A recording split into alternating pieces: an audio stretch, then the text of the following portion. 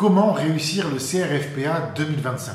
Dès le mois de février 2025, cette question, je la reçois plusieurs fois par jour et je vois bien qu'elle vous préoccupe, voire même qu'elle vous stresse. On va essayer d'y répondre ensemble après cette annonce du admis ou remboursé. Qu'est-ce que c'est que cette annonce? Eh bien, Cap Barreau, la prépa chez qui j'enseigne, est tellement sûre de ses capacités pédagogiques qu'elle propose une formule admis ou remboursé, c'est-à-dire que si, en choisissant cette prépa, vous n'êtes pas admis au CRFPA 2025, eh bien, Cap Barreau vous rembourse. Il y a bien sûr plusieurs conditions à satisfaire pour pouvoir bénéficier de cette offre et c'est simplement des conditions qui vont vous obliger à être sérieux et discipliné pour votre réussite et pour bien sûr la loyauté de nos relations.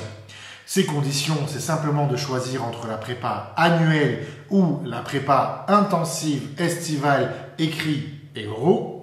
Vous devez bien sûr participer à tous les séminaires de cours, rendre tous les examens blancs et avoir eu la moyenne à au moins 2 des 3 derniers examens blancs. Pour bénéficier de cette offre, c'est très simple. Vous allez sur le site de Cap Barreau que vous trouverez en description. Vous entrez le code offre-du6 admis 25 afin de bénéficier de 15% de réduction, mais également de cette garantie admis ou remboursé. J'ai déjà hâte de vous rencontrer pour travailler ensemble le grand oral. Maintenant, pour répondre à la question de comment réussir le CRFPA 2025. D'abord, il est important de prendre conscience que si vous stressez déjà au mois de février sur cette question, c'est que vous n'avez pas peur du CRFPA, mais de tout ce que vous entendez à propos du CRFPA. Par conséquent, éloignez-vous de tout cet environnement anxiogène, qu'il soit véhiculé par des amis, par une rumeur ou par des sources que vous consultez à tort. Il n'y a rien de plus stressant dans le CRFPA que dans le reste de vos études. Les clés de la réussite sont les mêmes, à savoir la rigueur, la discipline, la régularité, le sérieux. Pour réussir cet examen, il n'y a pas de conditions concernant le point de départ de vos révisions. Vous pouvez, si vous en avez l'opportunité, commencer à réviser dès aujourd'hui. En revanche, ce n'est pas parce que vous allez commencer uniquement au mois de juin ou de juillet que vous serez en retard dans vos révisions. J'ai pour habitude de faire une métaphore un petit peu gourmande entre le gâteau et le programme de révision du CRFPA. L'idée étant que le programme de révision du CRFPA correspond aux différentes parts d'un gâteau que vous allez devoir manger de toute façon en entier. Si vous vous y prenez suffisamment tôt, vous allez pouvoir prendre des petites parts de gâteau tous les jours qui vous permettront de tout manger à la fin et donc de maîtriser l'intégralité du programme au mois de septembre. En revanche, si vous commencez tard, à savoir en juin ou en juillet, eh bien ça signifie simplement que vous allez devoir adapter la part du gâteau que vous allez consommer au quotidien et que vous devrez donc travailler un petit peu plus au quotidien le CRFPA pour réussir à terminer l'intégralité du programme de révision. Il n'y a donc pas de point de départ imposé qui serait au mois de février. Si vous avez l'occasion de commencer dès maintenant, tant mieux. Si c'est uniquement au mois de juin ou de juillet, eh bien, il faudra simplement s'adapter. Vous ne serez pas en retard. En revanche, ce que vous devez faire, c'est organiser vos révisions dès aujourd'hui. Et pour bien organiser ces révisions, il faut savoir organiser la charge de travail quotidienne que vous allez vous imposer, ou hebdomadaire ou mensuelle. Et pour ça, il faut connaître le temps libre que vous avez au quotidien.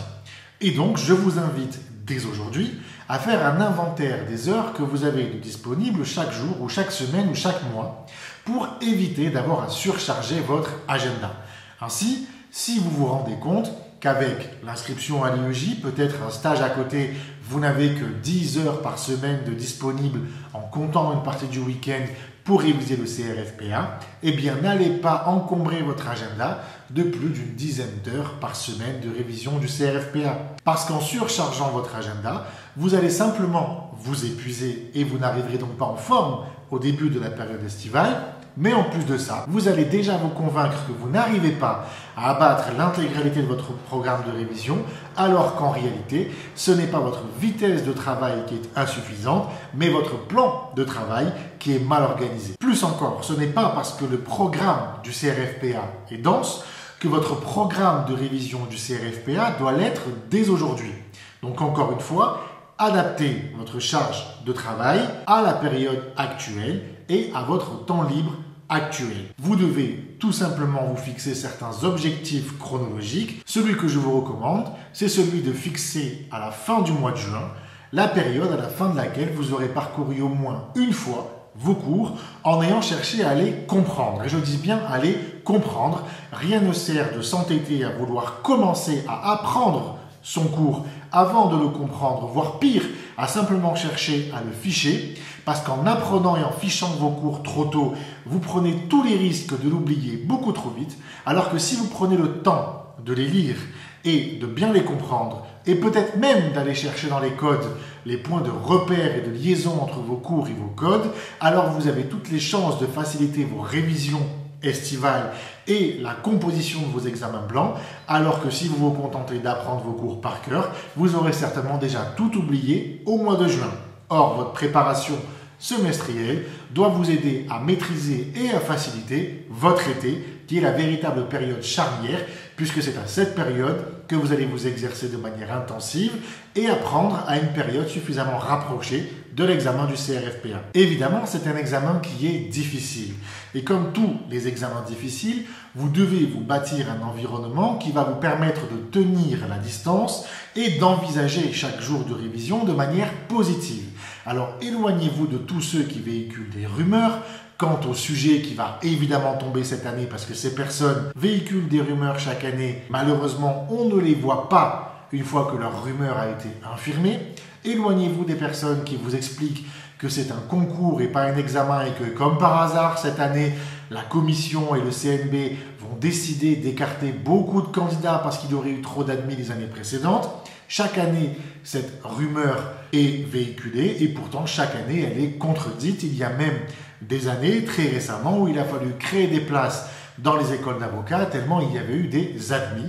Or, s'il y avait un numerus clausus, il n'y aurait jamais eu autant d'admis. Enfin, éloignez-vous des personnes qui vont se servir de vous comme d'une éponge, c'est-à-dire de ces personnes qui ont besoin de parler avec vous pour extérioriser leur stress, ce stress que vous allez vous-même absorber, mais qui ne vont pas vous apporter du soutien lorsque vous en aurez besoin et qui ne vont pas vous apporter des solutions aux problématiques qu'elles auront posées et qui vont vous stresser, puisqu'elles iront résoudre ces solutions seules de leur côté. Entourez-vous d'un entourage parfaitement sain, qui a envie de progresser avec vous, qui a envie de vous motiver et qui vous voit comme une source d'élévation et pour qui vous serez également une source d'élévation dans le travail. Une personne qui va vous aider à être régulier, vous aider à être discipliné, vous aider à trouver des solutions aux questions que vous vous poserez toute l'année et tout l'été. Bien évidemment, tous les conseils que je vous donne dans cette vidéo sont des conseils qui sont généraux.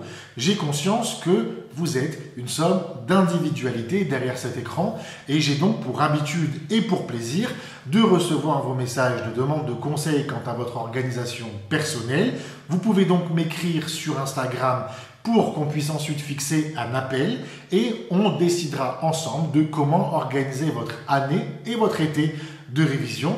Évidemment, c'est gratuit, c'est fait avec plaisir, donc n'ayez absolument aucune gêne, aucune timidité à m'écrire, je vous répondrai avec plaisir. N'oubliez pas le code promo offre-admiscb25 pour bénéficier de l'offre admis ou remboursé. Abonnez-vous à cette chaîne et likez cette vidéo et on se dit à très vite pour plus de contenu.